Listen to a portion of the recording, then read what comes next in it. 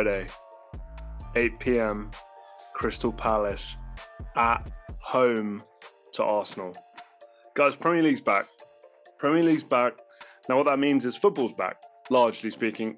Massive congratulations to the Women's Euros. James and I didn't cover that. I personally didn't watch a great deal of it. I'll be honest, I watched the final. I can't speak for James. Also, speaking of James, James has been super busy. Unfortunately, you've just got me at the moment. But yeah, me and James have been super busy lately, so we've not posted a great deal. So I'm hoping this will probably be like maybe an hour long, maybe over an hour long. We'll have to see how we do. But yeah, we're going to do a table prediction for the Premier League. Premier League is back. So obviously here comes a prediction. Now, James and I did our top six. That was kind of an as it stands top six, just what we were kind of fleshing out how we were feeling about it. We'll do one more table prediction as well. That'll be after the transfer window. Guys, transfers and the way squads are created, it makes a huge difference. But I always like to do one before the first game of the season because you know how you kind of don't know how teams are going to play. So it's just how you're feeling about it. What I'm going to do, I'm going from 20 all the way through to 1. I'm going to give a couple of points. I'm trying not to drone on too much because I do love droning on, as you guys I'm sure know, going off on tangents and forgetting what my point was.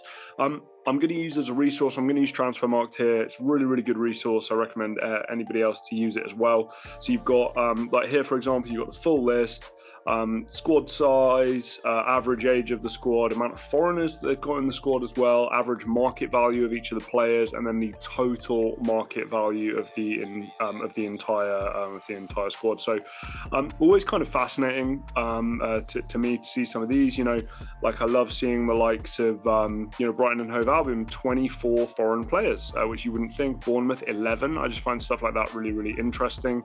But anyway, without any further ado, like I say, I love to drone on, go off on tangents, get myself all confused. 20th position, Bournemouth. Now,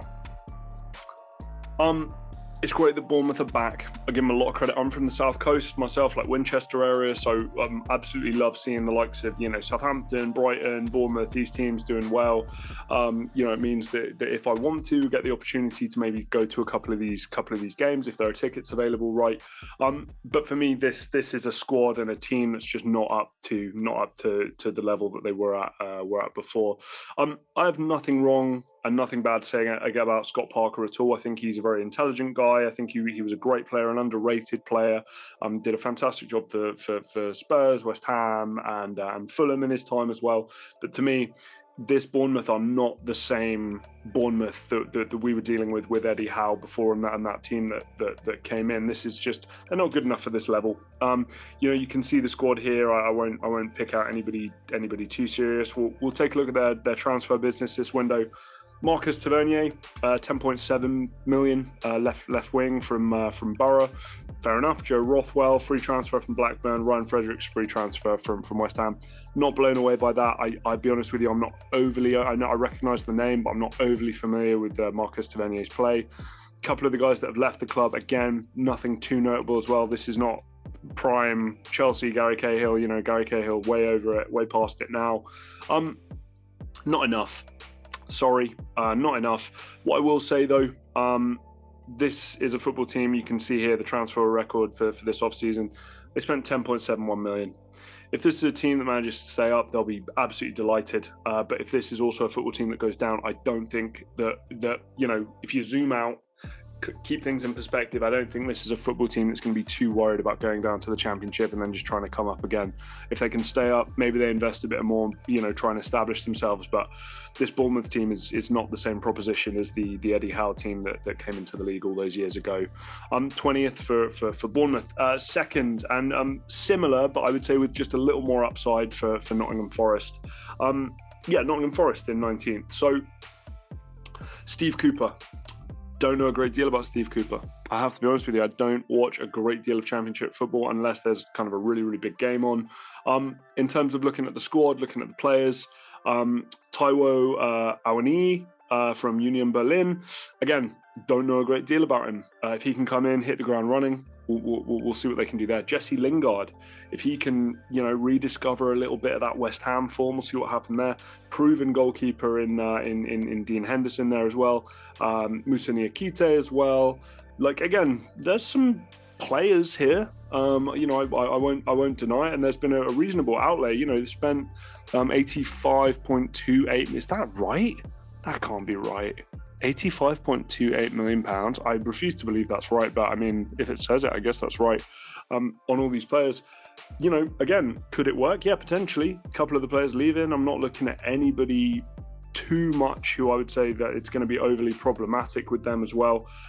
My problem though, and the reason why I've got them higher than Bournemouth, I know it's one spot higher and I know it doesn't matter because they're going to be relegated regardless. But to me, there's just a little more upside, a little more positivity going in with this Forest team. Nottingham Forest historically are a great football team. The fans are going to be delighted they're back. You know, playing at Forest is going to be really tricky, especially for these big teams as well, because the fans are going to be hungry to see some upsets. So they've got that, and you know, the first season in the league, there's always that time that you can kind of outperform, but it's that sophomore slump that people usually worry about. But for me, just not enough talent across the board in this squad, in this team, in this management position as well, to have them beat anybody else. This is going to be kind of a reoccurring point for me over the course of this video.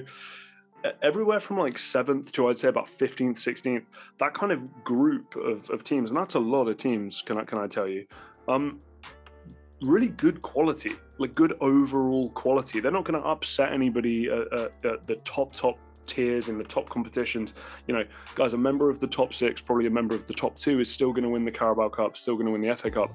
But in terms of competitiveness within the league, I think it's going to be a lot harder for the teams coming up now to break through the likes of a Brentford, of a Wolves, of a Palace, of a Villa, etc., all names that we will get to. But yeah, Nottingham Forest, again, just another team I just don't think they have enough. Although I like what they've done, I like what they've tried to do, I just don't think it's going to be enough for them, sadly. But I'm not super confident on that one, I'll be honest. Especially having talked it out, I'm not super confident. 18th, Southampton. It's my kind of closest, most local team for me. I think we're far from the Pochettino team, right? We're far from the Wanyama, Schneiderlin, Mane.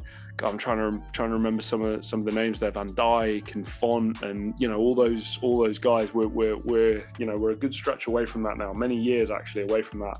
I think Ralph Hasenhüttl, whilst he's a great coach, I think it can be exhausting playing for him and playing under the style that he's looking for. There's still immense talent across the board. James Ward-Prowse is still there. I think James Ward, again, this is the best dead ball striker for me in the world at the moment in terms of delivery. I don't know about him in terms of shooting from dead ball positions, but corners, free kicks, this guy's amazing. This guy starts for England for me. Tino Livramento, we saw what he did last year, but again, cruciate ligament ruptured. We don't know when his return's going to be. Bednarak, solid. Walker Peters, Redmond, Che Adams, there's some players across the board here, just looking at the recruitment,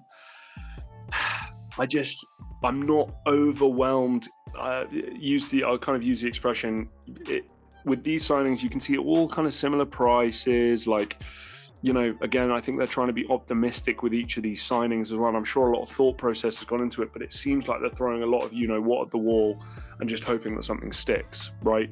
So for me, I think it's just going to be a stretch too far. I'm really sad to say that, and I hope I'm wrong on this one. But I can just see that Southampton maybe have tried to blag it a little too much here, and they're kind of far from where they were. Like I say, under Pochettino beforehand. So I've got Southampton there at 18th. Moving up to 17th, I have Leeds. Guys, I think one thing that can't go unspoken, and I've got kind of mixed feelings about this. The transition from Marcelo Bielsa to Jesse Marsch was always going to be a weird one, right? Different kind of personality types and different kind of styles of football in the way that they want to play. Marcelo Bielsa, Leeds were my favourite neutral team to watch last year. I absolutely love watching Leeds. That's absolutely brilliant, seeing them play. What I will say though, they've had a bit of time with Marsch now. He wasn't hired in the off season like an Eric Ten Hag at Manchester United. They had a few weeks, months of Jesse Marsch, and then a full pre-season, and so it's not going to be a shock. Do you know what I mean? It's not going to be kind of a cut and then boom, you're onto a new thing playing in the new season. They'll know what's to be expected of them. I still just think it's a big enough jump for it to worry me personally. Look, they lost Rafinha and Calvin Phillips, you guys. They make good money. Do not get it twisted. That's 52.2, 43.87. That's serious. They're not messing around. They've made really good money off those players. Rafinha is not worth that money for me. Calvin Phillips, probably in and around there, but probably still too expensive for me as well. Again, they made really good money off those two players. The players they've brought in, Luis Sinisterra, is that going to be comparable to somebody like Rafinha in an attacking sense? Probably not. Brendan Aronson, Tyler Adams, I think are both US-based players, I want to say. I just want to find them on here. Tyler Adams, yep, an American. Brandon Aronson, another American. Again, guys, we're dealing with Jesse Marsh, an American manager, and he spent 18, 30, that's, 48, nearly 50 million pounds on American-based players. American players in this league either perform fantastically well or not at all. Very rarely do you actually get, a Clint Dempsey, a Tim Howard level of footballer when they come over from the US. A lot of the time, it doesn't really work out the way that they want it to. I think, jury's still out on Christian Pulisic on his level of talent, the way he's been playing at Chelsea as well. So to me, losing the players they've lost, the players they've also brought in, again, happy to be proven wrong, certainly. But this is going to be a real change for them. With the players they have, I think Illan Meslier is a great player. There's still some talent in the squad, Rodrigo and whatnot, Junior Firpo, Jack Harrison, Daniel James is super quick, as we know. But again, not enough for me to have Leeds any higher. I think that Leeds, Southampton, and then also the team I mentioned next, it's going to be a real close race, maybe like it was last season, for who's going to go down. So I know it seemed quite negative on Leeds, but I do have them avoiding the drop just. So there you go. There's hopefully some positives in there for Leeds fans. Next up, Fulham. I have Fulham in 16th. Fulham are a tricky one. I've got to be honest. They really are a tricky one. I really like the signing of João Palhinha from Sporting Lisbon. 27 years old, holding midfielder, defensive-minded midfielder with a Portuguese coach, Marco Silva. They know exactly what they're getting with João Palhinha. Andre Zambo Anguissa and Jean-Michel Seri are finally leaving the football club after largely some kind of failed moves, I would say, for both of them. Losing Fabio Carvalho for such a small amount is a bit of a shame, but again, it's the way the cookie crumbles sometimes. That's just the way the issues happen. Kevin Mbabu, I like, especially for that fee. I really like that. He's going to be a really good contributor. Andreas Pereira, if Manchester United are to be believed, this guy's really got some talent, and for £8.55 million, maybe he can show that. He can show that for Fulham. Really, I'm being a bit biased here. Fulham are probably my favourite team in England. Tom Kearney, I think, has been underrated for far too long. He's a really talented guy. I don't know anything about Manus Solomon. I'm not going to pretend that I do. Shakhtar Donetsk, a winger, 23 years old. What's that? Israel and Portuguese. So yeah, maybe Marco Silva knows him too. Supposedly Bernd Leno is going to be coming in from Arsenal as well. I think that's a decent upgrade in the goalkeeper position. Main thing, Alexander Mitrovic. This is honestly, this is like make or break in terms of for Fulham's season is how good Alexander Mitrovic is going to be. This is one of my favorite players. I love Serbian players. There's so many Serbian players over the years that I'm just a huge fan of. I love Alexander Mitrovic. I love watching him play. Whenever I get a chance to go to Craven Cottage, I love watching Alexander Mitrovic play. Maybe this will be the year that he can put up, 12, 13, 14, 15 goals, really help support this Fulham team from avoiding the drop. But again, still that lingering sense with Fulham, similar to kind of a couple of the other teams I've mentioned here. It's like, quality's just not there compared to kind of the next grouping of teams. And I'd say from here, Fulham at 16, 17, 18, 19, 20, those kind of five teams, though I think the bottom two are really poor. I think Bournemouth and Forest, really do feel like they're going to go down. But then Southampton, Leeds and Fulham, that's going to be, I think, a close kind of race. But that's kind of all within a tier of itself. And then I'm going to move on now to kind of what I would consider like that slightly higher up tier in terms of quality, but also potential of what they can achieve. Like, Bournemouth, Forest, Southampton, Leeds, and Fulham. Any of those guys finish above 16th, I'll be amazed. I really will. From 15 kind of up, there's a little bit more liquidity, a little bit more fluidity in what they can achieve with ceilings and floor. But yeah, rooting for Fulham. Go on, Fulham. Everton in 15th. Guys, I'm worried for Frank Lampard. I'm really worried for Frank Lampard. If Frank Lampard doesn't start well, he is gone. He's fired. I also don't think that would be the worst thing for Everton Football Club as well. I think a new manager, new face, more experienced manager as well coming in and doing their bit would be the smartest thing for them to do. Calvert-Lewin being back and being fit is a huge game changer if you can keep him fit for the whole year. Decore, James Tarkowski is a great pickup. Really nice pickup. I'll just go down to their signings here. Look, they kind of raided Burnley, which kind of makes me laugh, but Dwight McNeil has some serious talent. I think Frank Lampard can really work with him. Ruben Vinagre as well. That's a loan. I'm assuming... Oh, I was assuming that's because a fullback has left, but maybe not. I was going to say Mikalenko, I would imagine, would surely still be the starter, but we'll see what happens with that. James Tarkowski. This is a defender's defender. Okay. He plays centre-back, and his best attributes are defending. Now, this is why he's never going to start for Barcelona. This is why he's never going to be the mainstay at Bayern Munich or whatever. But if you need a guy to come in and be a defender, he's a defender. He's going to defend for you.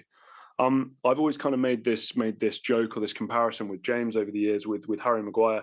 Manchester United spent £80 million on James Tarkowski. Are the results that different from how they've been with Harry Maguire? I don't think so. I think there's an argument they might even be better. So again, I really like that signing. I think for Frank, it just brings it back to basics a little bit. You don't really ever know truly what you're going to be getting with a Yerry Mina, with a Michael Keane, with these kinds of guys. I think James Tarkowski, you know what you have. He to me starts straight away, no questions asked, and is just asked to do the job of keeping the opposition at bay as much as he can. Like I said, Decore, Demarai Gray has some upside as well. Anthony Gordon, I think he has plenty of room to develop as well. Dele Alli, can he rediscover some form? Alan as well, is he able to contribute maybe a little more than he has done in the past? Looking at it, I wonder if, I don't know whether it's going to be Mikalenko or Vinagre, but maybe one of them might play at right back. I don't know. But anyway, yeah, Everton, again, you can see kind of the squad value of these guys here as well. This is a team that should be shooting for 8th, 9th, 10th, maybe higher in a good season, right, with a good run of form. But for right now, for me, I can't trust them. So I've got them 15th. But again, like I just said, guys, I've got them 15th. These guys should be way higher up this list, and I'm not ruling it out. I'm really not. If they can start well, the talent is there for them to do it. Losing Richarlison is huge, but I don't think they're going to worry about it too much. Okay, made some really good money from in 52.2. I can't believe I nearly moved on without touching on that. And again, I just think, as you can see here, free transfer. Dwight McNeil, we don't know the fee yet, and a loan transfer. Maybe there's an attacking player that's being linked. You see here on the left, Maxwell Cornet from Burnley. It'd be the third signing from Burnley that Everton have made this year. That might be a really nice pickup, really good value as well. He's 25 years old still, so I actually think him and Richarlison are the same age. So again, there's upside for this Everton team, but I am struggling to trust him right now. Moving up into 14th, I've got Brentford. I'm a big fan of Thomas Frank. I think Thomas Frank's a really good manager. I think he gets the bees. He gets Brentford. They're in this new stadium, and they had all those kind of positive storylines, obviously with Christian Eriksen. Again, touching on him real quickly, it's a big loss for Brentford. I can't deny it. But again, I think they were kind of lucky to have him when they did. They benefited from his health situation, I think, and were willing to give him an opportunity and to give him a chance. So and he should obviously be super grateful for them. He's now got a contract at Manchester United, working under a Dutchman, an Ajax guy, Erik ten Hag. So a shame, but I think that again, zoom out. Brentford, you had Christian Eriksen. He played great for you. Wow, good for you guys, right? Ivan Toney's brilliant. I think Ivan Toney's brilliant. If you can keep him fit, we've already seen him linked with some really top level teams as well. I think Brentford's squad quality is not as good as Leeds, not as good as Fulham, not as good as Everton. But I think there's optimism and there's a culture around Brentford which sees me still think that it's still quite scary. I know a lot of people might be having Brentford a little lower down. That sophomore slump comes to mind. I referenced that before. You have this great first year. Teams don't really know what you're about, right? When a big team comes down, they're like, we don't really know any of these players. We don't know these guys, how they're going to play. We don't know the manager. Now they kind of have them figured out, and they can go back to last game's film and they can watch it and they can see, right, what have they done going forward. That's real. I'm not trying to deny that that's real, but I think the Brentford Community Stadium, Thomas Frank, and just the culture around Brentford is really, really positive and optimistic. So I can see them sneaking enough games, getting enough upsets, and sneaking enough draws, and avoiding those losses to still see them in a pretty respectable 14th position. And again, guys, it's a London-based football team. If you get it right, you can get it right. You can soar with this kind of stuff, right? So again, rooting for Brentford. I used to live around there, so yeah, rooting for Brentford in a big way. 13th, I've Brighton. First off, this man's amazing. Graham Potter is absolutely amazing. Looks like a secondary school PE teacher. But Graham Potter is a serious, he knows what he's doing in that management position there for Brighton. That's why he's been linked with so many bigger clubs. First off, I just want to touch on some kind of current news. Marc Cucurella linked with Barcelona, Man City, Chelsea. Guys, again, I like Marc Cucurella. I don't think he's a bad football player by any means, but guys, I wouldn't pay any more than, I think, like 25, 30, 20 to 30, I would say, million. So to have this 45, 50 million pound mark being thrown around by Brighton as an asking price, to me, is absolutely crazy. So Brighton fans, first of all, you're losing. It's arguably the least valuable position on the pitch, left back. Maybe not so much in the modern game, but still, I would still say fullback is probably the least valuable position on the pitch in terms of market value. And you're potentially getting like 50 million, 40 million for a guy. Again, I like Transfermarkt, their rating of him, 25.2. I think that's a great deal. I think you just take that. I don't know Julio Enciso from Libertadores, or Simon in Adingra from Nordjylland. Losing Yves Bissouma is a shame. I can't really touch on any of these other guys, but like I say, Brighton, Graham Potter, Mopé's a game changer. Lewis Dunk is solid as hell. Trossard has a lot of talent. Lamptey was great last year. Joel Veltman, again, solid. Solly Marsh, again, solid. Like, I'm not similar in many ways to Brentford. Everton, I think, have a better squad. Fulham, I think, have a better squad. Leeds, I think, have a better squad. But I think there are better managers in place for Brentford and for Fulham. For Brentford and for Brighton and Hove Albion, right? So I just think that will be able to carry them forward. Guys, first game at Old Trafford against Manchester United. This Manchester United team and Erik ten Hag, I don't know what they're going to necessarily look like just yet. Can Brighton sneak a draw or even blag a win in Erik ten Hag's first game? I'm not ruling that out. So yeah, Brighton fans, optimistic for you. But again, the beauty of a team like Brighton, they make their pound work for them. They do more with less. Am I kind of making myself clear here? You have some teams where it's just like, they're not very efficient with their money and they don't work super hard. They don't get the most out of what they can get. Brighton don't have very much, but they make the most out of it. Absolutely, they're not wasteful at all with their money, with their coaching, with anything. They really kind of squeeze every ounce that they can out of this club and out of their players to achieve what they can achieve. 13th for a team like Brighton is crazy. And again, come on, South Coast football, you love to see it. Moving up to 12th, Wolves.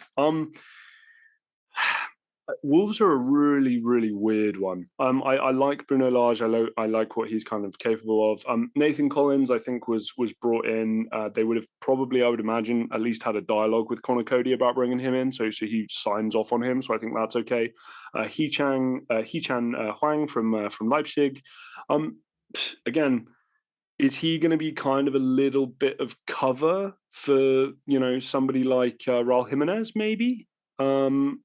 I don't know. Is that good enough? Is that a good enough level to be covering him for in the Premier League? I don't know. That kind of remains to be seen. Fabio Silva, yeah, it's a shame it's not worked out well for him. A couple of other players who I think we would recognise from Wolves over the years. I think the main couple of things I really want to touch on with Wolves, they feel like they've missed their window. Jota, Jimenez before the injury, Moutinho, Neves, like there was just Rui Patricio. Obviously, he's doing great at Roma now. And hey, listen, Jose Sar's a great player. But Adama Traore, when he was kind of like this just total freak show that nobody knew how to deal with, I feel like that window's kind of come and gone now. Ruben Neves is being linked with everybody. Pedro Neto will move on at some point. And again, I don't see the upside that this Wolves side once had. And I think they've missed their window. I really do. I think Adama Traore's got a year left on his deal as well.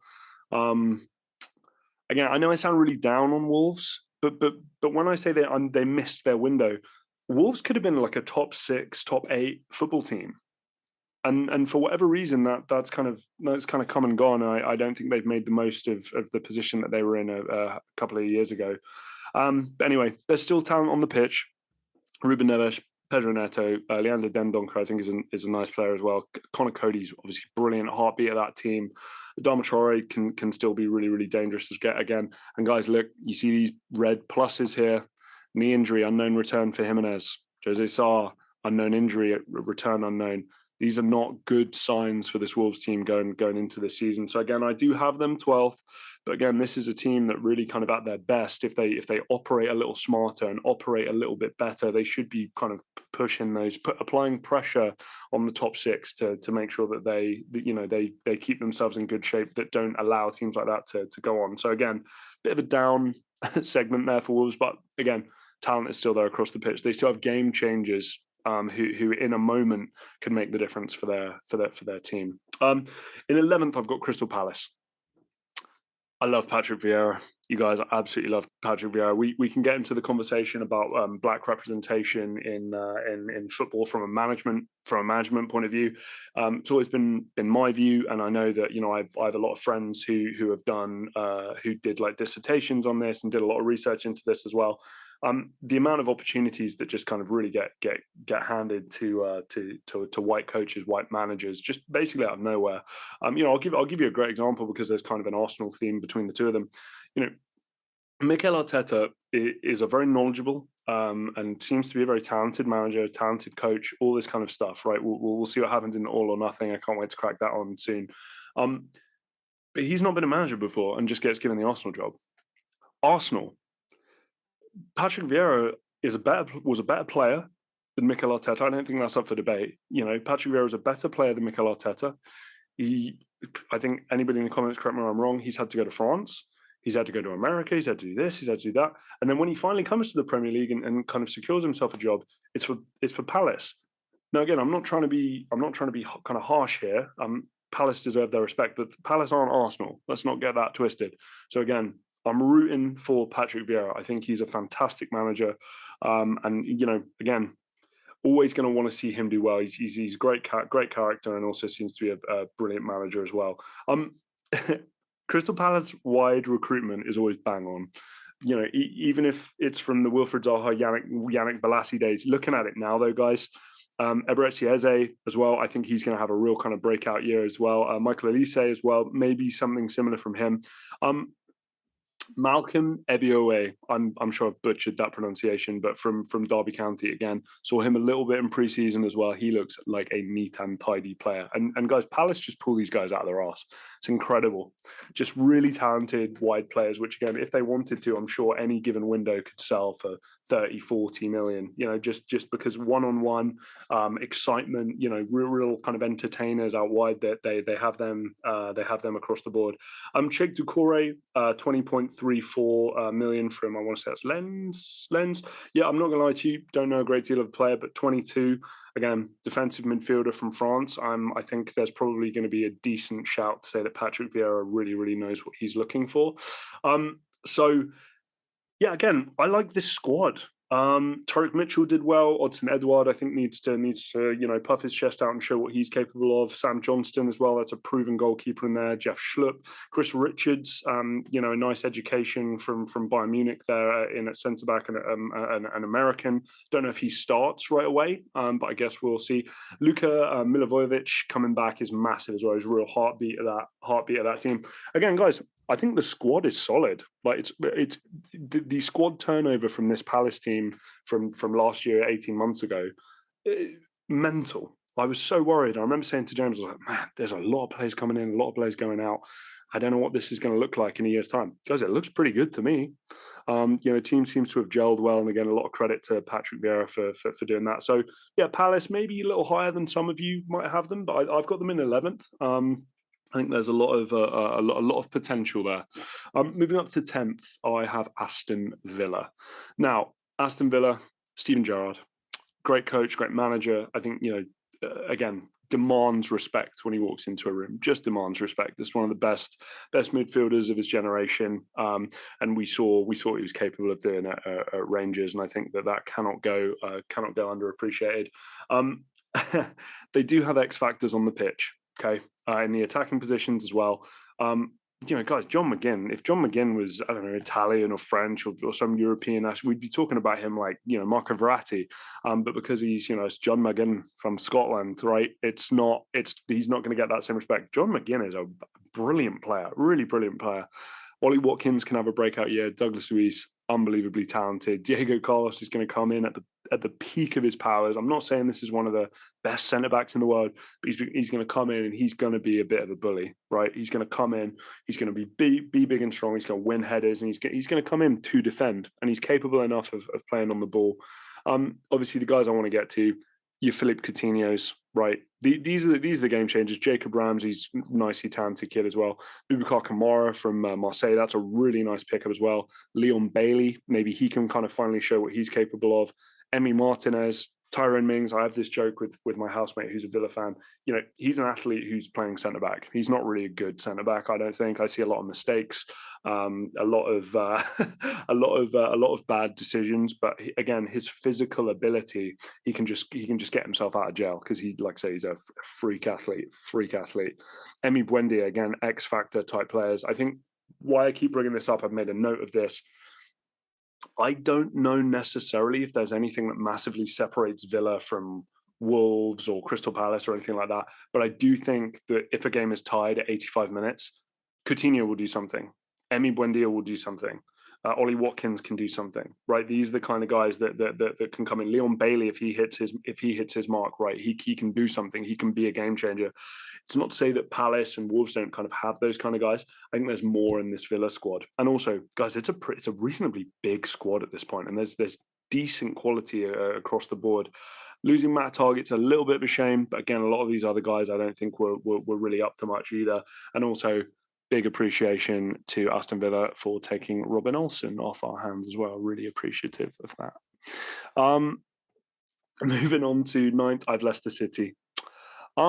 This is a hard one, and this is going to seem to be a really depressing negative segment on Leicester City. Even though I've got them 9th, which is kind of above average. You see it here, guys. They brought 2 players in, not spent any money. They've lost a player, not spent any money.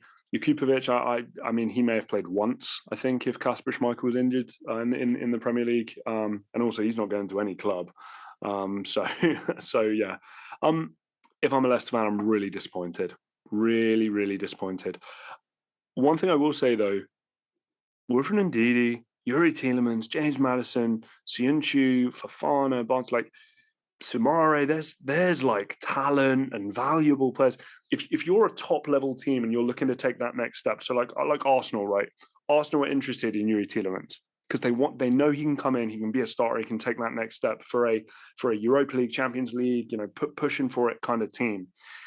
Same across the board. James Maddison, that link with Newcastle for 40, 50 million, that's not coming out of nowhere. They're not just doing that for a laugh, right?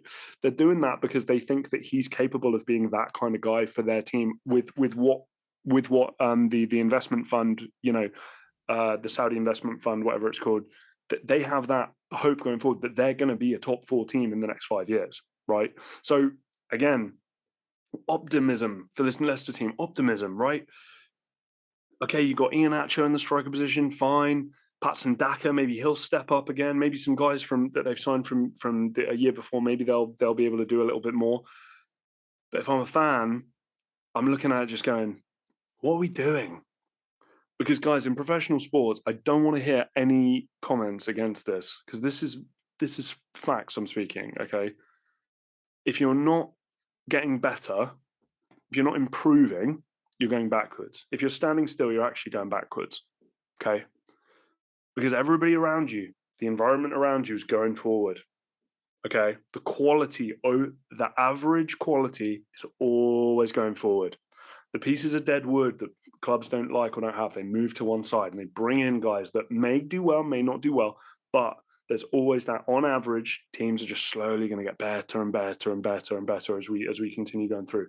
Leicester City, if you do nothing, teams are just going to bypass you. That's why I've got them in. That's why I've got them in here at 9th. Again, yes, there's talent everywhere. Of course there is. But this is going to be a largely negative segment because they've not done anything to improve their football team.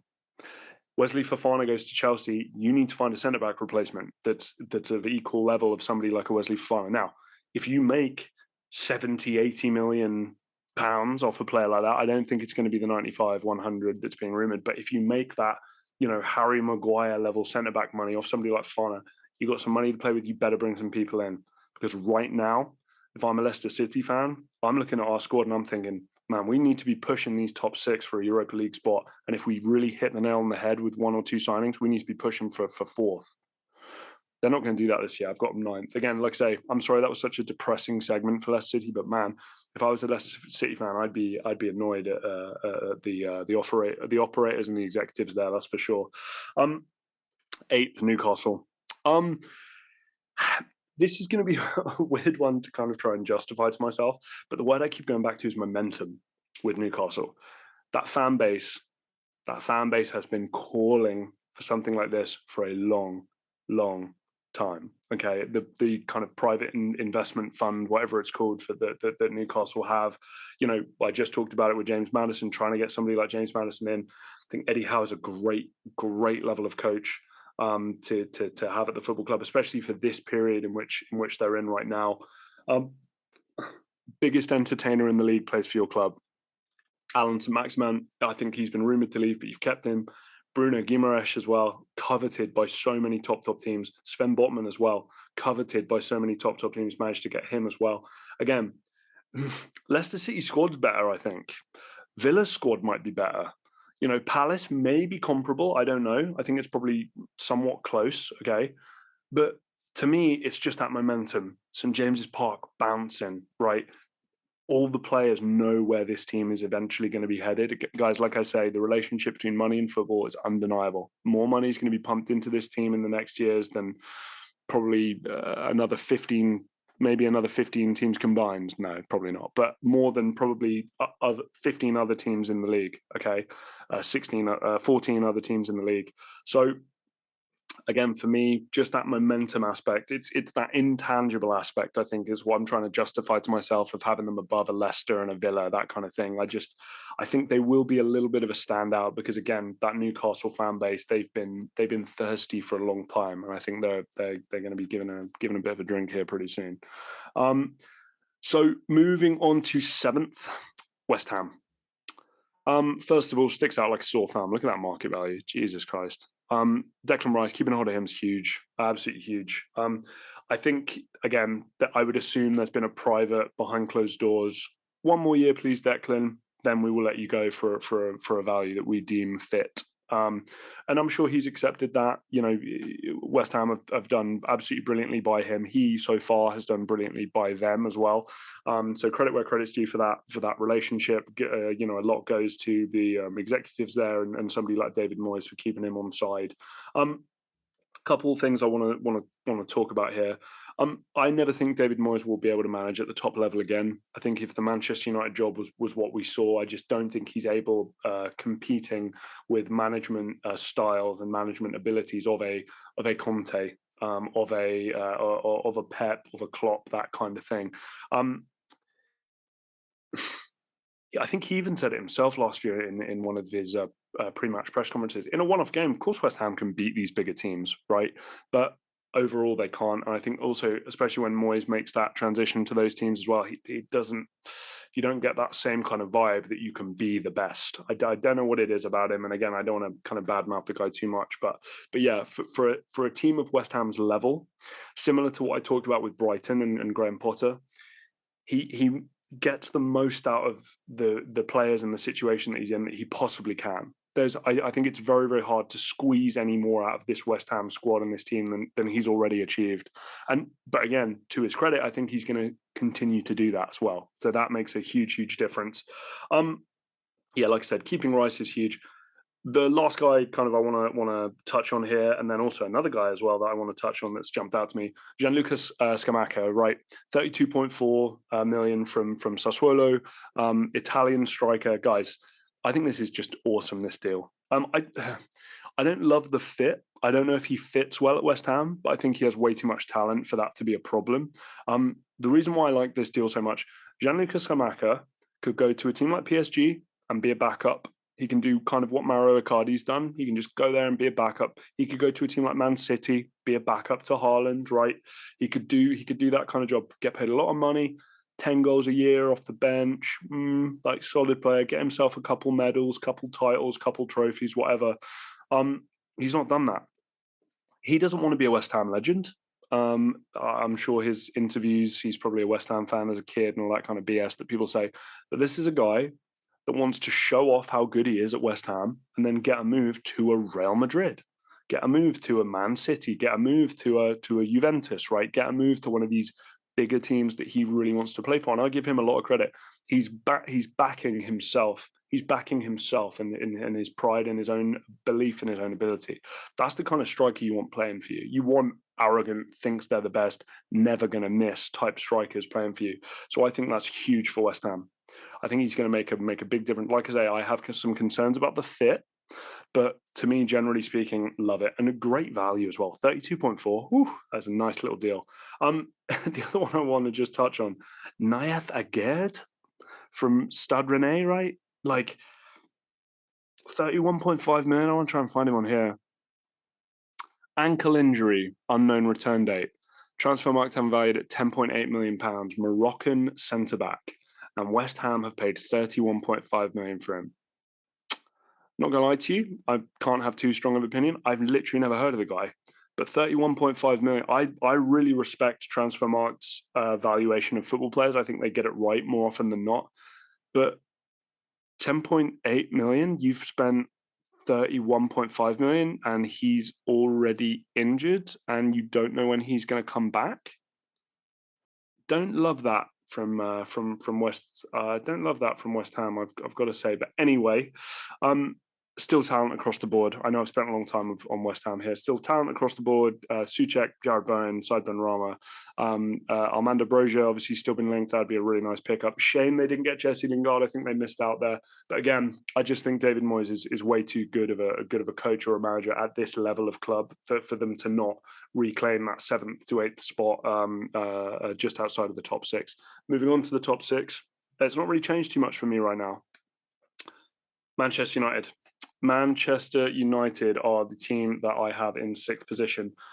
Guys, I really like Erik ten Hag. He comes across really, really well. Very knowledgeable, worked under Pep Guardiola, did an unbelievably good job at Ajax. Obviously, this is again, historically, obviously you can debate it, but for right now, Manchester United are a ridiculously much bigger club than Ajax, Ajax Amsterdam.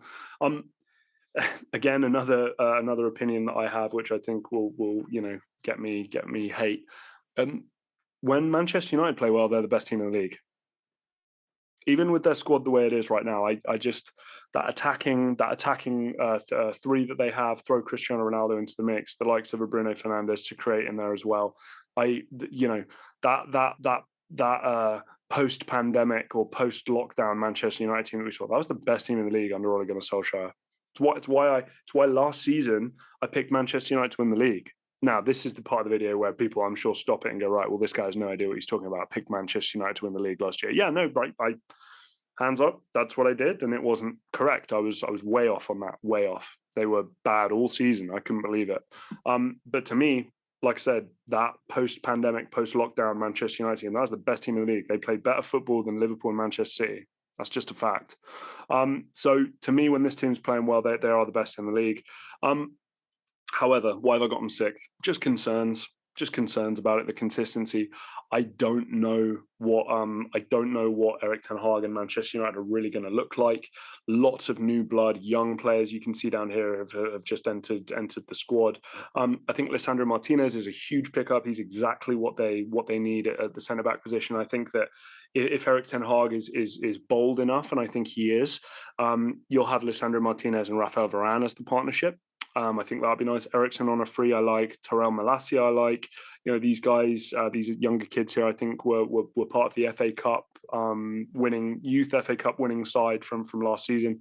And again, the other thing I'm really optimistic on with Manchester United, Pogba's gone. Big tick, double tick. He's already, I think, injured himself. He's going to be out for a few months at Juventus. Lingard out the club, another big tick, right? You don't want that personality there again. Dean Henderson, again, you don't want frustrated players at your club. Big tick. Pereira, not good enough. Big tick. And I think, actually, if we go into all departures here, because this is a long list. This is a long, old list. Yeah, look at that. Look at the wages that have just exited Manchester United. Maybe not Andreas Pereira, but Pogba, Lingard, Matic, Henderson. That looks like a loan for Alvaro Fernandez. Edinson Cavani, Juan Mata. Guys, they've just saved themselves a lot of money on the players that they've just let go there. So I like where it's going, but especially at the top level, I have serious concerns. I don't know what else to say. I have serious concerns about what they're going to be capable of. Like I mentioned before about what players, what ceiling and floor of teams are. I think if Manchester United finish like second, I'm not going to be like shocked. If it all just works out, they sign a holding midfield. If they sign Frankie de Jong, and they play the Eric Ten Hag way, and Sancho finds his form, Rashford's back, Martial's back, like Bruno Fernandes hits the net a bit more. Like, again, I'm not going to be shocked if Manchester United finish second. They have all the potential in the world. This is a big football club that pay big wages and they spend a lot of money. So again, it's not going to be a shock for me. The talent is there, putting the pieces together. Last year, I saw no pieces put together at all under the Ralph Rangnick Solskjaer kind of combo there. So to me, they're still sick for me. I have no trust in them, but can they earn my trust over the course of the season? Yeah, of course they can. In fifth, Chelsea. Largely similar to Manchester United in many ways. No trust at the moment. I don't rate Thomas Tuchel like everyone else does. I'm sorry. I think the guy we saw at Borussia Dortmund just continued the great work and foundations of Jurgen Klopp, who I think is the far superior manager. Largely a failure at PSG, in my opinion. I think, again, especially the way it ended, I don't think that's been brilliant. And again, to me, benefited off the hard work of Frank Lampard from when they won the Champions League. Again, that can never be taken away from him. He has a Champions League, fair enough. But again, I've not seen at any point where he has been the guy to change and transform and do something. James and I, this is something we've disagreed with, but the turnover here is wild. Absolutely wild. Romelu Lukaku's left, and also Romelu Lukaku said it was a mistake to leave. So him coming back, forget about it. They're going to just try and finagle their way into him being an Inter Milan player, whether it's just loan after loan after loan or a permanent transfer. They're going to do something to play with the numbers so that it all works out for both parties. For Lukaku to never play at Chelsea again, it was a total failure. One I'd like to say that I also called, so thank you for that. I don't know if James was as on that as I was, so I can have a little point up on James there. And losing Antonio Rudiger is huge. Losing Christensen is huge. Again, the other issue I think I have is as well, the players that are there that maybe aren't doing so well, that's kind of still there. I don't rate Hakim Ziyech in this Chelsea team. He's not fulfilled what he's supposed to. Christian Pulisic has not fulfilled what he's supposed to do. Timo Werner has not fulfilled what he's supposed to. Kai Havertz, I think you would say, is doing very well and is always on the verge of just absolutely cleaning house and being respected as he should be as one of the better kind of second level attacking, second striker type of players in all of world football. But he's not quite there yet. Raheem Sterling's coming in to be a starter. Kalidou Koulibaly's coming in to be a starter, right? Koulibaly, for me, is past it at his top level. The defensive line has got a 31, 32-year-old and a 37-year-old as part of it. Then Chilwell's coming in off a knee injury. Obviously, Reece James is brilliant. The three central midfielders, again, I really, really like what Mateo Kovacic is, but we've seen a little drop-off in the performance of an N'Golo Conte. I'm seeing an injury here as well. Knee problems, don't know when he's going to be back. Jorginho wasn't quite at it recently as well. Sterling's going to come in and be huge, obviously. Eduard Mendy's great. But again, I do not look at this squad and think to myself, wow, we've really got something going on here. Cesar Piliqueta, he really wants to go to Barcelona. And I don't think this, to me, him or Kyle Walker are the best right backs the Premier League's ever seen. So to me, you need to let the guy go and enjoy the fruits of his labor, playing for Barcelona, playing in Spain, playing for Xavi Hernandez, right? You need to go let him do that. Again, it's kind of this cocktail, right, of, Jesus, we don't know what's going on. Especially failing with Koundé, right? Failing with Rafinha, failing with Ousmane Dembele, right? We know all the jokes with Barcelona at the moment. I'm worried about Chelsea. If I was a Chelsea fan, I'd be worried. Thomas Tuchel, to me, again, this is a guy in October or November. Well, not November, World Cup, but in October we could see the back of Thomas Tuchel. He could be fired. If Chelsea are languishing, I don't know, anywhere from eighth, sixth to eighth. I think that we're gonna see that as a Thomas Tuchel. Hey man, you better buck your ideas up, because one thing we know about Chelsea, they are not scared about moving on to other managers. In fourth, I have Arsenal. Now, one thing I will say, Chelsea, Manchester United, either of them finish like second, I'd be like, yeah, okay, fair enough. I can see how that happened, right? I have Arsenal fourth. This is one off the top of where I think they can finish. I think Arsenal's best season this year, best case scenario, is third. I think their worst case scenario, again, is seventh, eighth, in and around there. Okay. I like a lot of what Arsenal have. I like the consistency. I like the way that there's been a good 2 or 3 transfer windows now of what I would consider really, really nice top level recruitment. Gabriel Jesus, I think, is a really nice pickup. We'll see what happens with him, but I think that's a nice pickup. Fabio Vieira, I have no idea who he is, what he does, or anything. But again, if you're paying that fee, if other clubs also wanted him, I'm sure he's going to be nice. I don't like the Zinchenko pickup, I have to be honest. What I really like here as well, players that shouldn't be at Arsenal are leaving Arsenal. That's what you want. Like I kind of talked about. Oh, that was all of them. I kind of talked about with Manchester United, players exiting a squad and not having them available. You might think, well, just having them available is great, because then you can call on them anytime. Like, sometimes it's detrimental to your team to even have them around. Guendouzi, I think it just wasn't a good fit with his kind of personality. Mavropanos, just not good enough. Lacazette, again, not good enough to play for Arsenal. Nuno Tavares, it was a weird transfer for him to be brought in the first place. And again, it's the guys coming back that I'm kind of more so excited about. William Saliba, didn't really see him play, but I saw the awards that he got from playing in France. So again, I think he's going to come back and be really, really talented again. Gabriel's solid. Thomas Partey, obviously we know what's happening with him behind closed doors. Let's see what happens with that. Jesus, Odegaard, I give him a lot of credit. Well done to him for getting the captain's armband. It's the second youngest captain Arsenal have ever had, behind Cesc Fabregas. So I mean, you're right up there with the elite when you're talking about that. Again, my problem with Arsenal last year, there was a reliance on players that they shouldn't be relying on.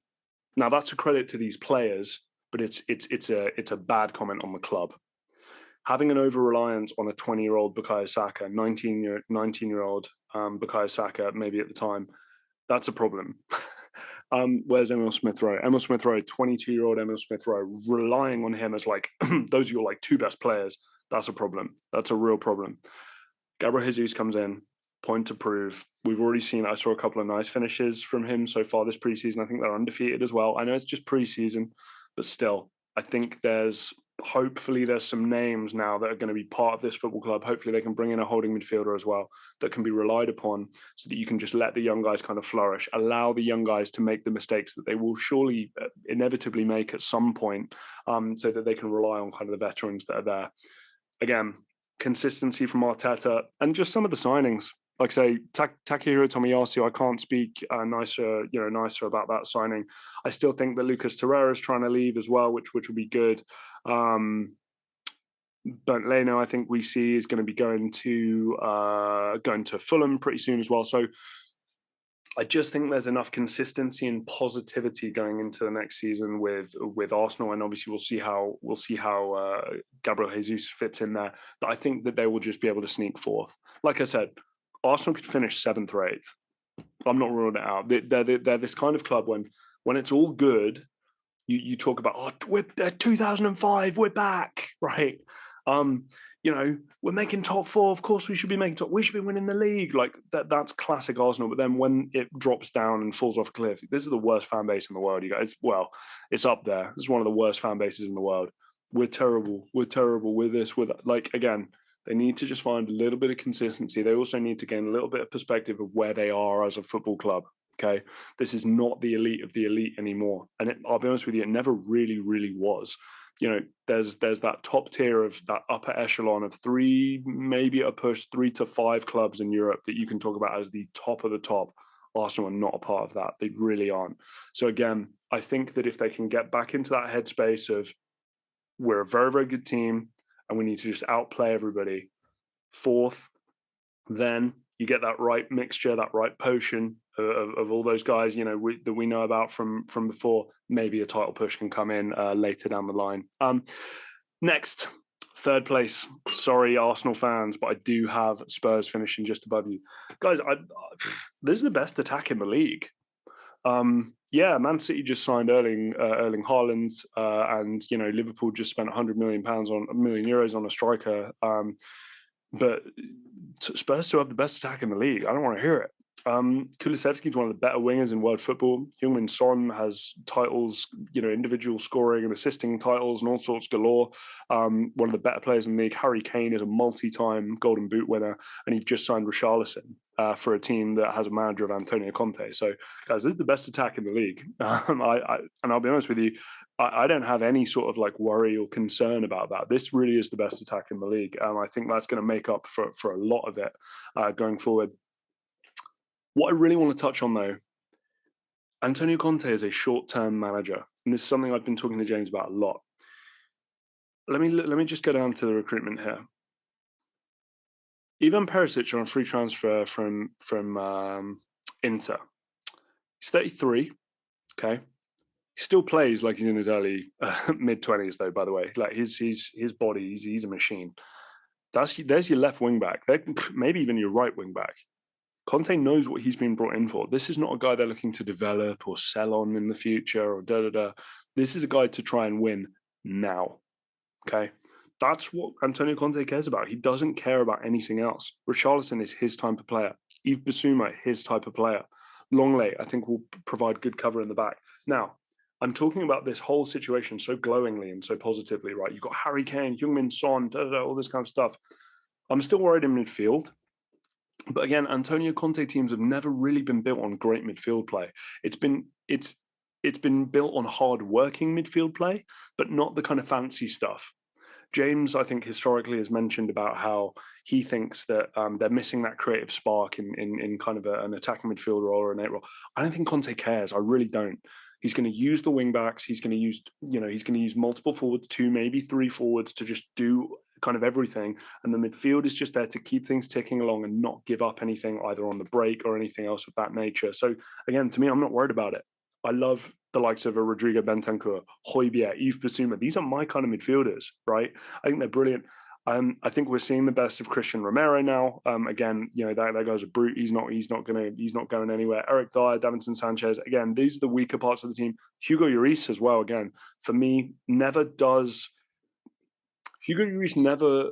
And I'm sure there's footage of him making incredible saves over his career, but to me, I never feel like I see him make saves where it's like he has no right to save that. he always seems to concede goals that it's like, oh yeah, fair enough. Goalkeeper, it would be tough for him to do that. And I think the difference between the top level goalkeepers are it's the saves where it's like he has no right to save that. That's crazy, right? I think that's where it lets them down. They're just a step off these top two, but this is the only other team apart from the top two. We know who the top two are. I think Spurs can make a title run. I do. It's the best attack in the league. You've got Antonio Conte as your coach. You picked up some really nice players. Why not? Time's now. This squad, this team, I would say is somewhat comparable to that Mauricio Pochettino team. Maybe even better, maybe even stronger. In the attacking position, definitely stronger. Defensively, okay, maybe not. Midfield, again, might be kind of close. If Spurs can just outscore teams, not give up too many chances or opportunities, I don't see why an Antonio Conte-led Spurs team can't win the league. Am I going to put money on it? No. What I will say, though, the difference is I don't think Arsenal can win the league. I don't think Chelsea can win the league. I don't think Manchester United can win the league. These three teams, I think, can win the league. This Spurs are the lowest of the chances of winning the league, but I think it's still there. Moving on. Second place, Liverpool. Man, it's tough. So some of these I'm giving so much like credit and respect to, like Leicester. I put Leicester ninth. Like ninth is it's above average in the league. It's, pretty good, but I was so down on them. I'm still going to be pretty down on Liverpool. I'm not going to lie to you. Darwin Nunez, £67.5 million. Oof. 49.5 in terms of his rating there. If you look back and see what Darwin Nunez has done at Benfica, I think not last season, but the season before, I think he had 6 goals in like 20, 22 appearances, 24. It's something I should have up. Maybe it's worth you guys having a Google. I can't help but feel like Darwin Nunez was a little bit of a one-season wonder last year for Benfica. This is not a guy who has multiple 15-plus goal, domestic league goals per season going in. He's a physical, he's an athlete, he's long, he's fast, he'll be able to score different types of goals for you. And again, in this Liverpool team with Jurgen Klopp as your coach, I'm fully expecting for him to hit his mark at some point. Do I think he's a €100 million value player? No, I don't. I think there are better options out there that they maybe could have gone for. Again, we'll see what happens. I'm happy to be proven wrong. I've not seen enough of him play. He was an unknown quantity up until very recently, and then €100 million was the report. Transfermarkt have him here as £67.5 million, which does seem a little closer. But mate, I don't know how the add-ons work. Players that have been let go, I'm okay with these. Mane, again, it's a loss, but especially at his age, made some decent money. Again, Nico Williams, 18 million. That's wild how they managed to get that. Minamino, that was never going to work. Grujic, again, he just didn't develop enough. And Divock Origi, I think that's a bit of a shame, personally. Divock Origi's a nice player. And I especially after losing Mane, I'd have liked to maybe keep him around for another year or two. Mo Salah's still at the football club. And guys, last year for me was his best year I've ever seen him play. A lot of people might think, oh, what are you talking about, guys? Sadio Mane is a benefactor of the system in which he plays in. Okay, this is his heat map. He is the highest forward, most central player in this Liverpool team. Always. I'm not saying he's a bad player. He's a Roma player that I liked when we got money for him. I was a bit sad to see him leave, but I'm happy we got money for him. Right. Mo Salah is a benefactor of the system, is what I keep trying to tell people. And lots of people think, oh, he's a hater. We didn't see Mo Salah doing Mo Salah type stuff when he was at any of these other clubs that he played for, right? When he was at Chelsea, it didn't work that way. When it was at Basel, it didn't work that way. Even when it was at Roma, it wasn't this kind of level. He's benefiting well playing under Jurgen Klopp in this system. He's the cherry on top of this fantastic system that Jurgen Klopp has going for Liverpool right now. But last season was different. Last season, what he started doing was, it wasn't there for him as much. He was still getting his opportunity. It's still Liverpool, but there was many occasions where there was nothing on and Sadio Mane did it himself and scored, and you went, whoa, that's different. We don't see that very often. What the hell was that? That's what he's still going to be capable of. Sadio Mane is still going to be in and around the top goal scorers for next season, and will still be such a threat. His new deal, again, you can have questions about it all you want to. I personally do have questions about it. But again, you're keeping a guy who's been one of the better players in the Premier League over the last like 5 years. So credit where credit's due.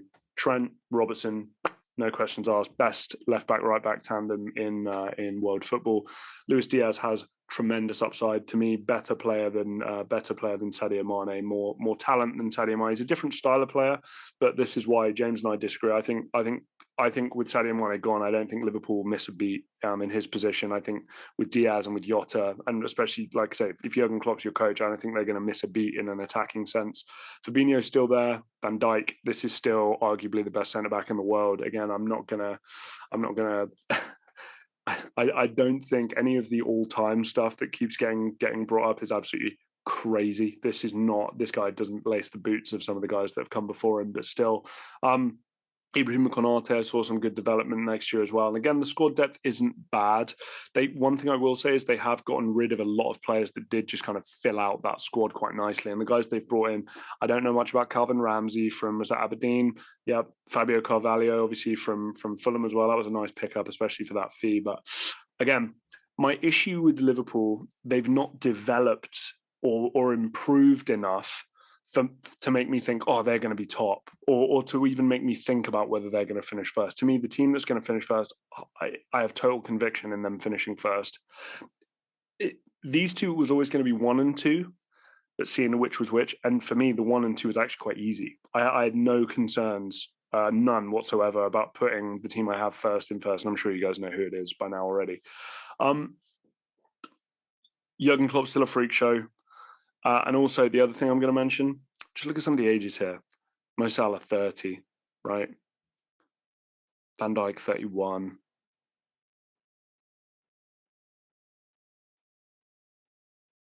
Henderson, 32. There's just a couple of the key positions in the team where, and when I say key, I mean arguably best players with the age where it's just not quite, Thiago, 31. I don't know. The team feels like it's gotten old quite quickly. Lots of guys 30, 31, 32, 33. And again, not guys that you can just kind of like move on from. Oh, no questions asked. Like Mo Salah is 30 now. Are we going to see him get better now, or is he going to stagnate or get worse? I think it's more likely he's going to stagnate or get worse. That's what we're going to start seeing, and that's going to be his next contract. Van Dijk, again, he's brilliant, and he's right in his prime now. But in terms of wear and tear on his body and stuff, is Van Dijk going to get better now, or is he going to stagnate and get what? That's what I would say.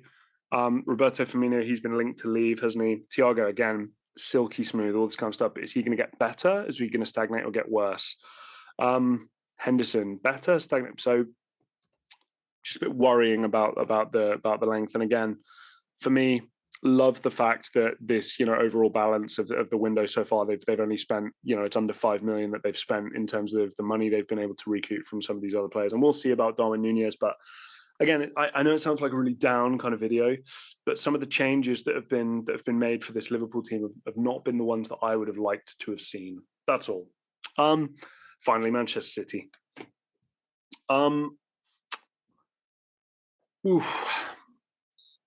Try being, like, in my view, widely regarded. And again, I know a lot of people are going to be like, Real Madrid are the best team in the league. They won in the world. They won the Champions League. Guys, that really doesn't work that way. Like in 90 minutes, at a top level, any team can beat any team. Just because one team beats one team one time does not necessarily make them better. I think the best way to describe it is if a team, if you had a multiverse, right, and you had Man City play anybody else in the world 100 times, I think Man City would beat every other team that you put them up against more than 50 times. So they have the majority of being the better team, if that makes sense. That's why I think Man City are the best team in the league. Yes, okay, they didn't win the Champions League, that's fine. But I think Man City versus Real Madrid in one-off games, I think that Man City win more than 50 of those games. That's what I'm saying. Now you add Erling Haaland to the mix, was my point. Phil Foden, okay, 81 million. Okay, we need to relax. Phil Foden's a nice player, but again, benefits from playing under Pep, benefits playing under Man City. De Bruyne, freak show. Bernardo Silva linked with Barcelona, but that'll only be, I believe, if Frenkie de Jong leaves. That's what I've read. Ruben Dias, freak show. Jack Grealish, I believe he'll take another step this year, where he's been pretty candid about that. João Cancelo, like I've said, Pep's wet dream. Calvin Phillips, what sort of a reinforcement of that legs in that midfield. Emerick Laporte, freak show. Ederson, Riyad Mahrez, John Stones, Ilkay Gundogan. They've kept Ake. There's my wild card, you guys. Julian Alvarez. I think this guy is going to be a game changer. I know it wasn't the most fantastic goal ever, but goal he scored in the Community Shield. This is the thing. I think while Erling Haaland will have the attention of everybody, Julian Alvarez is the one that everybody needs to keep their eye on. I think he's going to be a game changer. And what I'm going to say to you guys as well, I use this conversation, I use this saying a lot. Pep Guardiola is playing chess while everybody else is playing checkers. James touched on this in a recent video. 5 subs in the league, 5. You don't think Pep Guardiola is going to use that to his advantage? You don't think Pep Guardiola's got kind of a little bit of an idea of what he might want to do with 5 substitutes, playing like different teams playing different teams, different squads, different ways of playing, different phases of the game with 5 substitutes at his disposal? Pep's going to pull off something crazy next year. I'm still thinking it'll be kind of a 3-5-2 variant, that kind of thing, right? 3-5-2, 5-3-2 kind of variant, saying, with Pep Guardiola, you can never box him into a formation. There's phases of play, and his players are so intelligent, so disciplined, right? And also the other thing I really like, guys, they're up. They're up. Bringing Calvin Phillips and Erling Haaland, they use a guy who's a bench player, another guy who's a bench player, and okay, Sterling's a huge loss. Don't get it twisted. Sterling's a huge loss. If you take out the attacking player of Raheem Sterling and you add in Erling Haaland, they've still improved. Calvin Phillips, again, that's a huge improvement in the midfield area with Fernandinho gone, and they've gotten rid of a couple bench players, and obviously a starter, and they're up 46.04. Absolute madness. Julian Alvarez is still there, who's kind of come in as largely, I think he's going to be the replacement of Gabriel Jesus as well. And I don't even know, what was he brought in for? Let's have a look here. Sorry, I know I'm kind of dawdling here now. So he was bought for 15.3. Obviously, the market value's already gone up. I'm not surprised, and I think that this is a guy who, if he achieves all he wants to achieve, he could very well be a better player than somebody like Gabriel Jesus. We'll see what happens with him. But again, fantastic window from Manchester City. Pep Guardiola will be absolutely delighted, and I can't see this Man City team being stopped. I just can't. No red flags. They've been even losing somebody like Ake. They're like, nope, we're going to keep him. Good cover everywhere. Rodri, Calvin Phillips, Pep Guardiola is your coach. Anyway, I feel like I'm just kind of vomiting adoration for this Man City team and the way they're going to play. I hope it's going to be a close competitive year. I hope we get some good surprises. I hope I'm not right in this table prediction. I like to upset the apple cart, right? I like a bit of chaos. It's exciting. It's interesting. So for me, if we can get City or Liverpool off first and second, I'd be happy with that. I'm hoping Spurs, Arsenal, Chelsea, Man United, maybe another team. Who knows? They can kind of knock them off their perch a little bit here.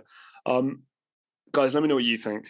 I've been talking for a long time now, right? And I'll be honest with you, I'm sure there's loads of points which I've forgotten to make, which the moment I upload this, I'm going to be like, damn, I forgot to say this, or all this kind of stuff. Let me know what you think. Also, again, this is one thing I often say. It's very easy to destroy. It's very difficult to create, right? That's a little comment that usually flies around a little bit. What I mean by that, don't just be like, you're wrong, Liverpool fans, you're wrong, we're going to win the league, or Man United fans, can't believe you've got us sick, Eric Ten Hag, we're going to win the league. Show me your table prediction, and we can go back on that and we can look at it and we can see how we do afterwards, okay? Don't just say that somebody's is bad. I want to see yours. I want you to put yourself out there. Show me what you have, okay? if you've liked what you've seen and like this kind of longer format, you know, a little bit more relaxed kind of content that we got going on, please, yeah, drop a like on the video. Hit that subscribe button as well if you're not. The way the algorithm works, it's a bit weird. If you're watching lots of box-to-box football videos, then what can happen is you'll get suggested lots of videos. You think, oh, I must be subscribed. Sometimes you're not. So do just give us a little scroll down and just have a little look down there and just make sure that you are subscribed. Hit that bell as well if you do want a notification on your phone or tablet or whatever every single time that we do upload as well.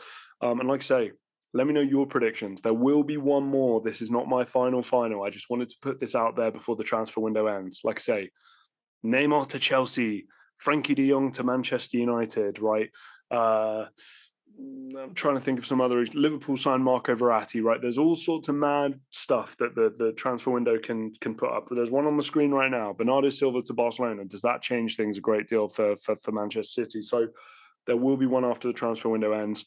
Hopefully, we'll have James back in business soon as well. Like I say, he's been a very, very busy boy recently. All good though, all good, all work related stuff. So yeah, we're very, very proud of him and what he's hoping to achieve going forward. But yeah, until next time, you guys. I've been Jack Farr. It's been Box to Box Football. Wow, I've never said that before. I'll see you later.